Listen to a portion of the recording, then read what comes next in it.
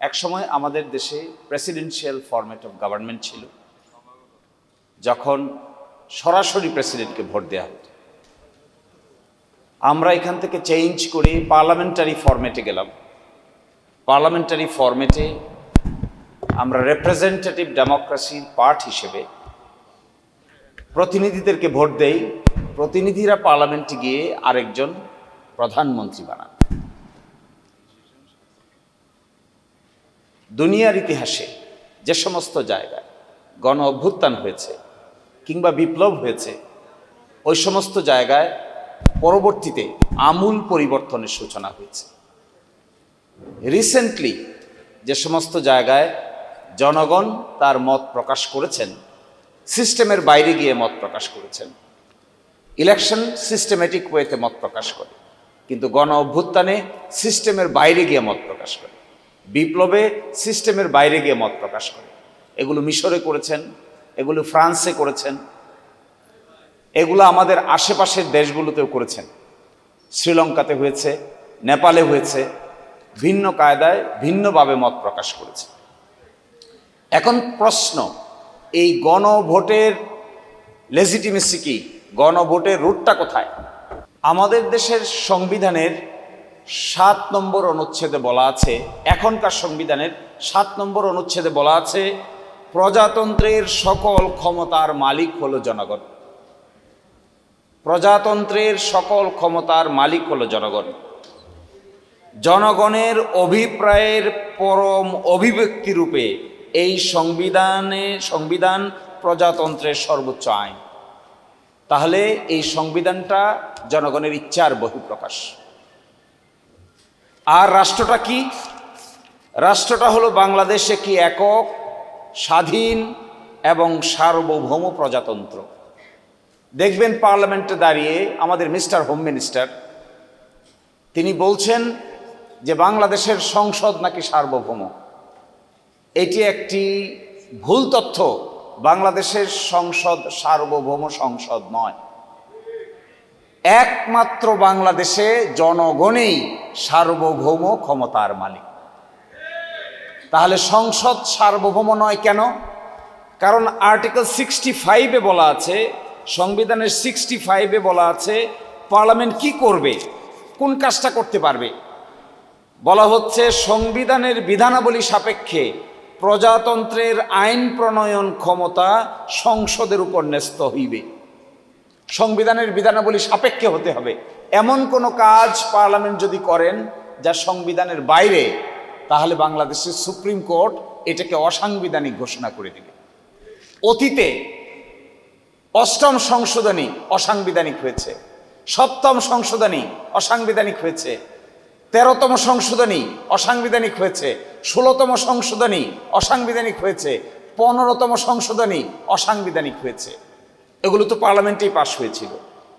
তাহলে supreme court অসাংবিধানিক বলল যে, এর অর্থ হলো এটা, পার্লামেন্টে আপনি যা ইচ্ছা তাই করতে পারবেন না। বাংলাদেশের পার্লামেন্ট সভারিন না। বাংলাদেশের পার্লামেন্ট যে সভারিন না, বাংলাদেশের সুপ্রিম কোর্ট এটা বলছেন। দেখেন, আমি পড়ে শোনাই ষোড়শ সংশোধনীর রায়ের অংশ।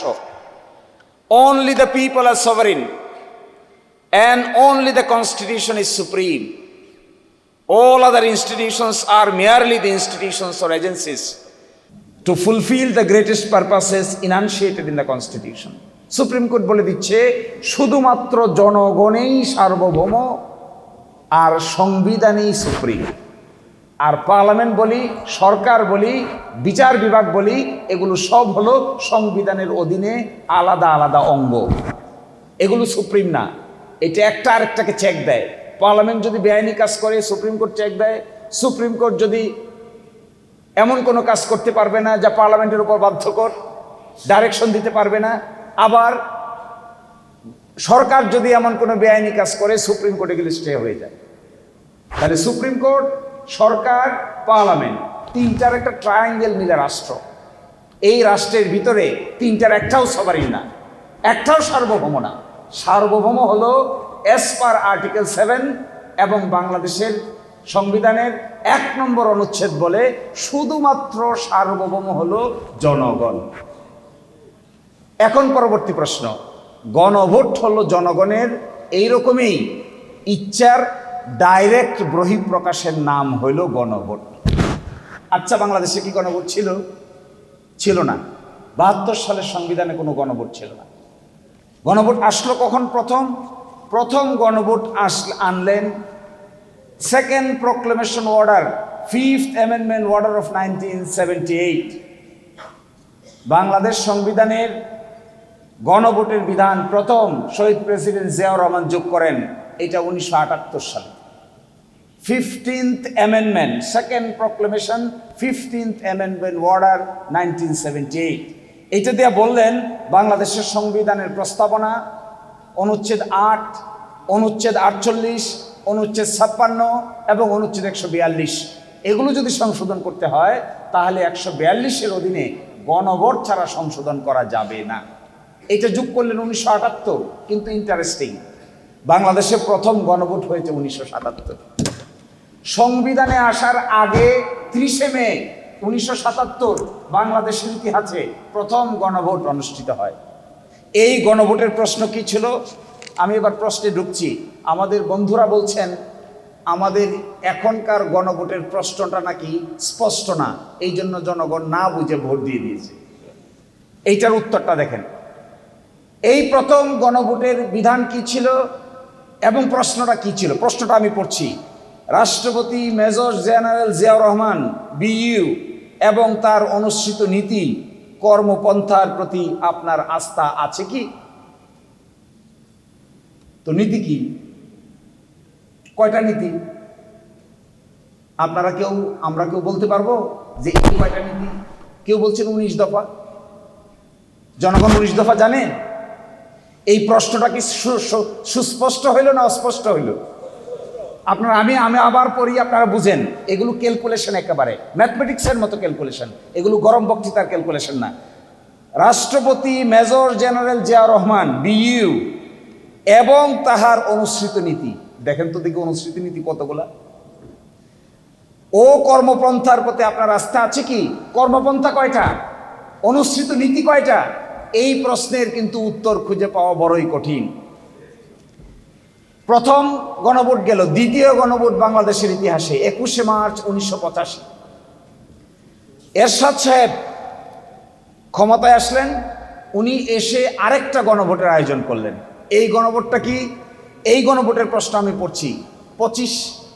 1985 সালের গণভোটের প্রশ্ন দেখেন।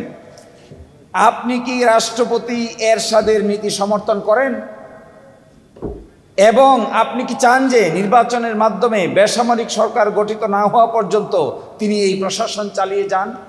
তাহলে প্রথম প্রশ্নটা কি? রাষ্ট্রপতি এরশাদের নীতি সমর্থন করেন?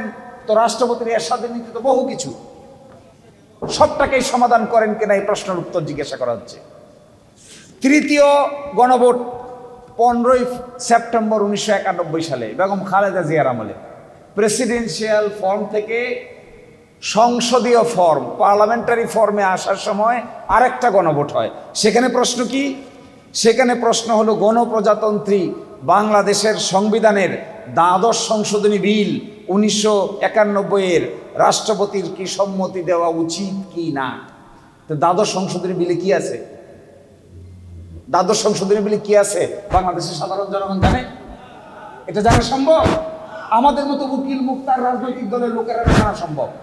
বাকি তেতুলিয়ায়, টেকনাফে, কোথায় কোন গ্রামের মহিলা সে কি জানে দ্বাদশ সংশোধনী বিলে কি আছে বা কি নাই? তাহলে প্রথম গণভোটের প্রশ্নটা ভ্যাগ, দ্বিতীয় গণভোটের প্রশ্নটা আরো ভ্যাগ, তৃতীয় গণভোটের প্রশ্নটা আরো স্পষ্ট, চতুর্থ গণভোট হলো যা আমরা করলাম। এইটার প্রশ্নটা দেখেন। এটার প্রশ্নটা কি? এটার প্রশ্নটা হলো আপনি কি জুলাই জাতীয় সনদ বাস্তবায়ন আদেশ 25 এবং জুলাই জাতীয় সনদে লিপিবদ্ধ সংবিধান সংস্কার সম্পর্কিত নিম্ন বর্ণিত প্রস্তাব সমূহের প্রতি আপনার সম্মতি জ্ঞাপন করিতেছেন? 1, নির্বাচনকালীন সরকার তত্ত্বাবধায়ক সরকার হবে। আপনি কি এর সাথে একমত?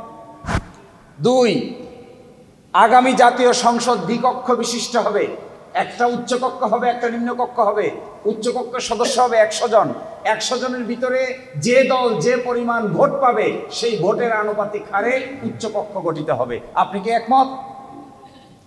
3, জাতীয় সংসদে নারী প্রতিনিধিত্ব, বিরোধী দল হতে ডেপুটি স্পিকার, কয়েকটি সংসদীয় কমিটির সভাপতি নির্বাচন সহ বেশ কয়েকটি বিষয়ে আপনি কি একমত?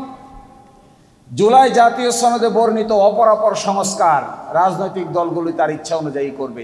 আচ্ছা, এই যে 4টা প্রশ্ন আপনাদেরকে পড়ে শোনালাম, একটা হলো 1977 সাল, একটা হলো 1985 সাল, একটা হলো 1991 সাল, একটা হলো 2026 সাল। এই 4টা প্রশ্নের ভিতরে 26 সালের গণভোটের প্রশ্নটা সবচাইতে সুস্পষ্ট আকারে জিজ্ঞাসা করা হয়েছে।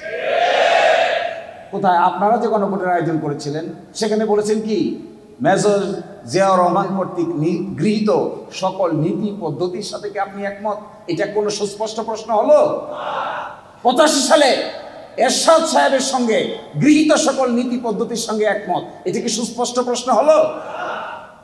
91 সালে দ্বাদশ সংশোধনীতে গৃহীত সংবিধানের বিলের সাথে আপনি একমত কি না স্পষ্ট হলো? নাকি তত্ত্বাবধায়ক সরকার আপনি মানেন কি মানেন না এটা স্পষ্ট হলো না? তাহলে যে বলছেন যে জনগণ না বুঝে ভোট দিয়ে দিয়েছে, আমি খুব অবাক হই এদের আর্গুমেন্ট দেখে। এদের argumentative capacity is very poor. কেন জানেন? এখন আমরা যদি বলি বিএনপির 31 দফা না বুঝে জনগণ ধানের শীষে ভোট দিয়ে দিয়েছে, কি হবে? কথাটার উত্তরটা কি হবে? এই 4টে প্রশ্নের উত্তর ব্যালটে ছিল না? 4টে প্রশ্ন, এই 4টে প্রশ্ন আমরা যদি না বুঝে জনগণ ভোট দিয়ে দিয়েছে আর্গুমেন্ট করেন, তাহলে 31 দফা জনগণ বুঝে ভোট দিচ্ছে আপনাদের? তাহলে বোঝা যাচ্ছে এই গণভোটের সোর্স হলো সংবিধান, গণভোটের সূচনাকারী হলো বিএনপি, গণভোট অমান্যকারী হলো বিএনপি। এখন তারা কি পারবেন এটা করতে? অতীতে যখনই অমান্য করেছেন তখনই ক্রাইসিস হয়েছে। আমি দেখাচ্ছি আপনাকে কোথায় ক্রাইসিস হয়েছে। বড় ধরনের ক্রাইসিসের জন্ম হয়েছে কখনো সাংবিধানিক ক্রাইসিস, কখনো পলিটিক্যাল ক্রাইসিস। বাংলাদেশের তত্ত্বাবধায়ক সরকারের 1991 সালে বিচারপতি শাহাবুদ্দিনের নেতৃত্বে যে নির্বাচন হয় তার আগে 3 জোটের রূপরেখা হয়। এই 3 জোটের রূপরেখা 91 সালে ক্ষমতায় আসার পরে তারা বেমালুম ভুলে গেছে। 91 সালে এসে একটা গণভোটের আয়োজন করে প্রেসিডেন্সিয়াল ফর্ম থেকে পার্লামেন্টারি ফর্মে আসছে। এইটা পরবর্তীতে না মেনে তত্ত্বাবধায়ক সরকার সিস্টেম কন্টিনিউ না করার কারণে যে সংকটের তৈরি হয়েছিল 1996 সালে একটা সেইম ইলেকশন করে এই সংকট থেকে বের হয়ে গিয়ে 96 সালেই মাত্র 15 দিন সংসদে থেকে গভীর রাতে তত্ত্বাবধায়ক সরকারের বিল সংসদে পাশ করে ওই সংকট থেকে বাংলাদেশের মানুষ মুক্তি পেতে হয়েছে। তা আপনারা আবার করবেন এটা? আবার গভীর রাতে পার্লামেন্ট বসিয়ে আরেকটা গণভোটের রায় মানার চেষ্টা করবেন? আশ্চর্য ব্যাপার। ওই সময় কি হয়েছিল জানেন? বাংলাদেশের ইতিহাসে পার্লামেন্ট বয়কট নামে একটা কেস আছে, পার্লামেন্ট বয়কট কেস। যখন মাগুরাতে উপনির্বাচন হলো, খুবই বাজে উপনির্বাচন হলো, সকলেই আন্দোলন করলো। আওয়ামী লীগ, জামাত ইসলামী, জাতীয় পার্টি পার্লামেন্ট থেকে বয়কট করলো। পার্লামেন্ট বয়কট করে পার্লামেন্টে গেল না। 90 দিন পার হয়ে গেল। বাংলাদেশের সুপ্রিম কোর্টে একটা রেফারেন্স চালু করলেন। রাষ্ট্রপতি জিজ্ঞাসা করলেন 90 দিনের বেশি ওনারা পার্লামেন্টের বাইরে আছেন, ওনাদের পার্লামেন্ট সদস্য আছে কি নাই। এটাকে বলে পার্লামেন্ট বয়কট কেস। বাংলাদেশের ইতিহাসে এইটাই প্রথম রেফারেন্স। ওই রেফারেন্সে প্রথম উত্তর এসে সকলেই বয়কট করলো, ক্রাইসিস হলো, আন্দোলন হলো, কিন্তু একটা নির্বাচন হলো, কেউ পার্টিসিপেট করলো। অবশেষে রেজাল্ট কি হলো? তত্ত্বাবধায়ক সরকার আপনারা গভীর রাতে পাশ করা ছাড়া আর কোনো রাস্তা খুঁজে পান নাই। দ্বিতীয় গণভোট 1985 সালে যে গণভোট অনুষ্ঠিত হয়, এরশাদ সাহেব করেন, এটাতেও তেমন কোনো পার্টিসিপেশন ছিল না, কেউ অংশগ্রহণ করেনি, একতরফা গণভোট, কিন্তু অনেক ভোট কাজ দেখানো হয়। অবশেষে সেই ভোটে কি হয়? শেষ পর্যন্ত 90-এর গণঅভ্যুত্থান হয় এবং এরশাদ সাহেব বাধ্য হন চলে যেতে। আবার 1991 সালে বেগম খালেদা জিয়া এসে যে গণভোট করেন, ওই গণভোটের রায় মেনে নিয়ে তারা পার্লামেন্টারি গভর্নমেন্ট চালু করে। কিন্তু সেখানেও 91 সালে এসে 96 সালে এই সিস্টেমটা ঠিক রাখতে পারেন নাই। সবচাইতে জটিল প্রশ্ন, গতকালকে দেখলাম আমাদের মিস্টার হোম মিনিস্টার বলেছেন যে গণভোট বৈধ। শুনেছেন কালকে? উনি আইনের একটা নীতি আছে, এটাকে বলে ফ্যাক্টাম ভ্যালিড। আপনারা দেখবেন একটা ইংরেজি শব্দ এখন উনি ব্যবহার করেছেন, এটা মূলত ল্যাটিন শব্দ ফ্যাক্টাম ভ্যালিড। ফ্যাক্টাম ভ্যালিড মানে হলো এটা যেটা আসলে বৈধ না কিন্তু হয়ে গেছে তাই বৈধ। কেমন কি? যেমন আপনি অপ্রাপ্ত বয়স্ক একটা ছেলে একটা মেয়ে বিয়ে করে ফেলেছে, সন্তানের জন্ম হয়ে গেছে, আইনে বলা আছে 18 বছর আর 21 বছর, কিন্তু বিয়ে করে ফেলেছে 15 বছর আর 17 বছর। বিয়েও করে ফেলেছে, সকলেই দাওয়াত খেয়ে ফেলছে, অনুষ্ঠানও হয়ে গেছে, সন্তানের জন্ম হয়ে গেছে। এই ক্ষেত্রে আমাদের আইনে একটা নীতি বলে, এটাকে বলে ফ্যাক্টাম ভ্যালিড। ফ্যাক্টাম ভ্যালিড হলো বিয়ে যেহেতু হয়ে গেছে, সকলেই যেহেতু মেনে নিয়েছে এবং যেহেতু সন্তানের জন্ম নিয়েছে, আইন অনুযায়ী 18 এবং 21 বছর না হলেও এই বিয়েটা বৈধ বিয়ে। তো বাংলাদেশের এই পার্লামেন্ট যে গণভোট হয়েছে, উনি কালকে স্বীকার করেছেন, প্রথম দেখলাম ফ্যাক্টাম ভ্যালিড হয়েছে। ফ্যাক্টাম ভ্যালিড যদি স্বীকার করেন তাহলে অবশ্যই আপনাকে সংবিধান সংস্কার পরিষদের মিটিং ডাকতে হবে। কারণ কি, কেন ডাকতে হবে? কারণ এখানে দেখেন, ফ্যাক্টাম ভ্যালিড স্বীকার করতে বিপদেই পড়ছে। আমরা এটা নিয়ে এখন অনেক কথা বলবো। দেখেন, গণভোটে উপস্থাপিত প্রশ্নের উত্তর প্রদত্ত সংখ্যাগরিষ্ঠ ভোট সূচক হইলে কি হবে? তো স্বীকার করছেন তো গণভোট হয়েছে, বলেন এটা বৈধ তো। কালকে দেখবেন বারবার বলছেন বৈধ তো ফ্যাক্টাম ভ্যালিড এই কারণে বৈধ তো ফ্যাক্টাম ভ্যালিড যদি বৈধ হয় তা পরবর্তী কাজ কি আপনাদের কাজ হলো গণভোটে উপস্থাপিত প্রশ্নের উত্তরে প্রদত্ত সংখ্যাগরিষ্ঠ ভোট সূচক হইলে কি করবেন? নির্বাচিত প্রতিনিধিদের সমন্বয়ে একটি সংবিধান সংস্কার পরিষদ গঠিত হইবে। তাহলে এখন গঠন করেন, এখন ডাকেন। বলছেন তো বৈধ, তাহলে ডাকেন না কেন? এখন ডাকতে হবে। যদি না ডাকেন তাহলে আপনি এটাকে নিজের বিরুদ্ধে নিজে অবস্থান নিতে হবে। আশ্চর্য কাণ্ড কারখানা। আরেকটা, আমার সময় শেষ, আর অল্প কথা বলি, আমি শেষ করে দিচ্ছি। দেখেন, খুবই আশ্চর্যজনক ব্যাপার। ইন্দিরা গান্ধী একসময় প্রাইম মিনিস্টার ছিলেন 1971 সালে। থাকা অবস্থায় রাজনারায়ণ নামে এক লোক ছিল, তার সঙ্গে ইলেকশনে দাঁড়ায়। ইলেকশনে দাঁড়ানোর পরে ইন্দিরা গান্ধী জিতে যায় 11,173 ভোটে ইন্দিরা গান্ধী জিতে যায়। তখন তিনি প্রাইম মিনিস্টার। রাজনারায়ণ গিয়া হাইকোর্টে মামলা করে যে ভুয়া ইলেকশন করে ইন্দিরা গান্ধী আমার হারাই গেছে। হাইকোর্ট বলে কথা ঠিক, ইলেকশন ভুয়া, ইন্দিরা গান্ধী ভোট জালিয়াতি করে রাজনারায়ণকে হারিয়ে দিয়েছে। এর বিরুদ্ধে ইন্দিরা গান্ধী প্রাইম মিনিস্টার তখন সুপ্রিম কোর্টে আপিল করে। সুপ্রিম কোর্টে আপিল করলে পরে সুপ্রিম কোর্ট আপিল পেন্ডিং থাকা অবস্থায় ইন্দিরা গান্ধী সংবিধান পরিবর্তন করে। যেহেতু প্রাইম মিনিস্টার, ভারতের ইতিহাসে সবচাইতে চাতুরীপূর্ণ কাজ এটা, তার বিরুদ্ধে মামলা, হাইকোর্টে মামলা হেরে গেছে। এই সময় সংবিধান সংশোধন করে বলতেছে নির্বাচন নিয়ে কোনো আইন কিংবা কোনো আদালত কোনো ধরনের কোনো আদেশ দিতে পারবে না। সুপ্রিম কোর্ট বলছে এই যে সংশোধনী আপনি করলেন, সংশোধনী করে এই কথা বললেন যে কোনো আদালতে প্রশ্ন উত্থাপন করা যাবে না, এই সংশোধনীকে বাংলাদেশে ভারতের সুপ্রিম কোর্ট অসাংবিধানিক ঘোষণা করে দিল। ইন্দিরা গান্ধী কিন্তু তখন সিটিং প্রাইম মিনিস্টার। একটা বিরাট ক্রাইসিস দেখা দিল। আমার মনে হয় এখন আমাদের আদালতে যে জিনিসটা পেন্ডিং আছে, গতকালকে ওনারা বলেছেন যে আদালতে পেন্ডিং আছে, আগামী 19 তারিখে আদালত খুলবে। খোলার পরে আমরা আশা করছি সংবিধান সংস্কার বাস্তবায়ন আদেশের প্রশ্ন উত্থাপিত হবে। যদি বাংলাদেশের আদালত তার মেরুদণ্ড সোজা করে দাঁড়াতে পারে তাহলে এই ক্ষেত্রে তাদের উচিত হবে সরকারের বিরুদ্ধে রায় দেওয়া।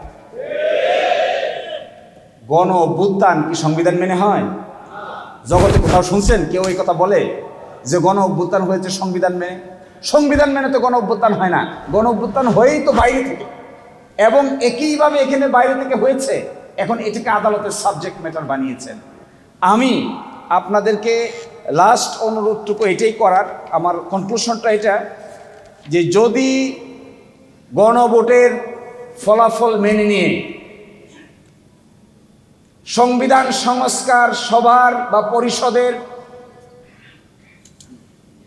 অধিবেশন ডাকা না হয় এবং সংস্কার থেকে সরে যাওয়া হয়, সংবিধান সংস্কার সভার অধিবেশন চলার কথা 180 দিন, 180 দিন পরে এটা বিলুপ্ত হয়ে যাওয়ার কথা, তারপরে 180 দিনের পরে আর 30 দিন পরে উচ্চকক্ষ হয়ে যাওয়ার কথা, পার্লামেন্ট ভেঙে দুই টুকরা হয়ে যাওয়ার কথা, একদিকে নিম্নকক্ষ একদিকে উচ্চকক্ষ গঠিত হওয়ার কথা 100 জনকে নিয়ে। তার মধ্যে ভোটের পার্সেন্টেজ অনুযায়ী বিরোধী দলীয় জোট প্রায় 40% ভোট পেয়েছে, 100-র ভিতরে 40 পাওয়ার কথা, আর বাকিগুলো অন্যরা ভাগযোগ করে পাওয়ার কথা। এই কর্মকাণ্ড যদি আপনারা প্রদর্শন না করেন আর গণভোটের রেজাল্টটা মেনে পরবর্তী পদক্ষেপ যদি না নেন, তাহলে এটা হবে বাংলাদেশের ইতিহাসে, আমার মনে হয় বাংলাদেশ না, আমি এখানে 26টা দেশের নজির নিয়ে আসছিলাম, এত কিছু বলার এখানে চান্স নাই। একেবারে সুইজারল্যান্ড থেকে শুরু করে সর্বশেষ শ্রীলঙ্কা পর্যন্ত এই 26টা দেশে একটা উদাহরণ নাই যে পৃথিবীতে মানুষ গণভোটের রায় মানে নাই, এইরকম কোনো উদাহরণ দুনিয়ার ইতিহাসে আর একটাও নেই। তো আমি আপনাদেরকে অনুরোধ করব, আপনাদের উচিত হবে, আমাদের সকলের উচিত হবে এই গণভোটের রায়টা আপনারা মেনে নেবেন। You will comply with the referendum, and according to the referendum you will comply with the other provisions of the order, and you will call for some constitution reform.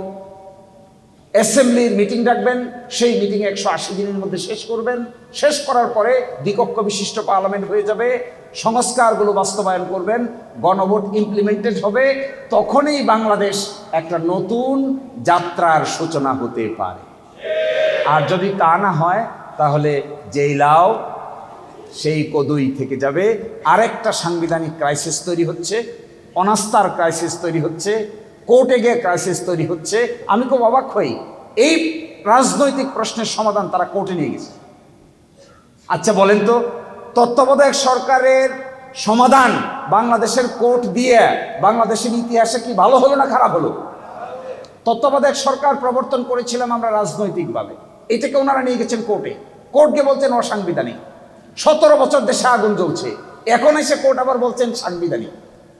তো এখন সাংবিধানিক হিসেবে আবার তত্ত্বাবধায়ক সরকার জাতির জীবন থেকে চলে গেছে 17 years. This approach is a bad approach, chaotic approach, destructive approach, unconstitutional approach, unpolitical approach, unstable approach. একটা responsible political party must take responsible approach. Responsible approach যদি না হয়, আপনি গণভোট চাইলেন, গণভোটের পক্ষে আপনি প্রচারণা চালালেন, আইন হলো, সকলেই পার্টিসিপেট করলাম, এখন বলেন জনগণ না বুঝে নাকি ভোট দিয়ে দিয়েছে।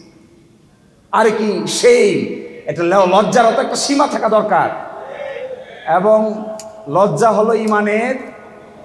এইটা যাদের থাকবে না এদেরকে আমার সিনিয়র ব্যারিস্টার আব্দুর রাজ্জাক সাহেব বলতেন, there are some missile which are unguided missile. আপনি যদি মিসাইল ছুড়েন আর মিসাইলের নিয়ন্ত্রণ নিজের হাতে রাখতে না পারেন, এই মিসাইল কার বাড়িতে কোন শিশুকে কোন নারীকে হত্যা করবে এটা আপনি কোনোদিনই খুঁজে পাবেন না, কারণ this is what is an unguided missile. আর উপর দিকে যেভাবে থুতু দিচ্ছেন, আমি কোয়াইট শিওর এই থুতু আপনাদের নিজের গায়েই কয়দিন পরে ঘুরে এসে পড়বে। অপেক্ষা করেন থুতু নিজের গায়ে আসা পর্যন্ত। বাকিটা সবাই ভালো থাকবেন। আসসালামু আলাইকুম।